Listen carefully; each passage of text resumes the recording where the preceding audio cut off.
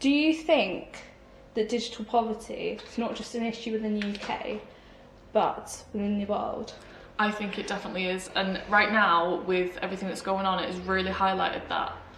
Because, for example, you know, when the lockdown began, and even now, there's online classes, which I think is a good idea because, you know, it stops you physically getting into contact with people, but you still get to learn. I get that, and I think it's a brilliant idea.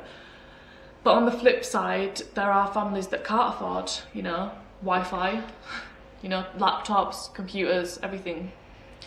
And I agree with what Sophie was saying, that, you know, it makes it difficult because if you can't get onto these things, how do you continue with school or any sort of education? Because if it's not accessible to you, what you're meant to do, there's really nothing you can do. And I'm not really sure what else could be done, but there must be something that can be done. I mean, whether it means pausing your studies for the time being until things go back to normal, or just doing something different altogether, I'm really not sure. But what I will say is, it's unfair to people as well, especially children, you know, if they can't access, you know, Zoom classes or whatever it may be.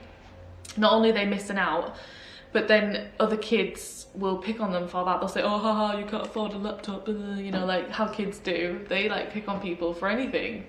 And it's creating another divide between wealth and people that aren't wealthy, because, you know, not everyone can have these things.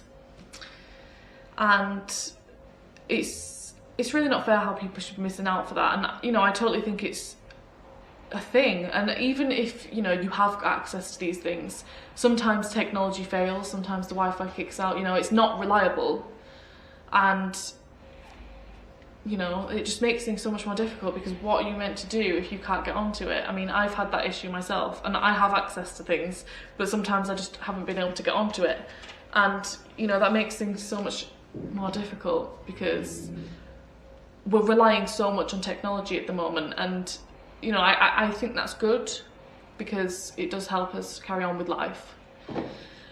But it's bad because it doesn't always work out, and, you know, if you haven't got it, then really you're stuck, aren't you? So I think maybe, I don't know if the government should give people, especially during a time like this, you know, give them devices or extra money to get them. I don't really know what they should do, but yeah, it's definitely a problem and it needs to be addressed.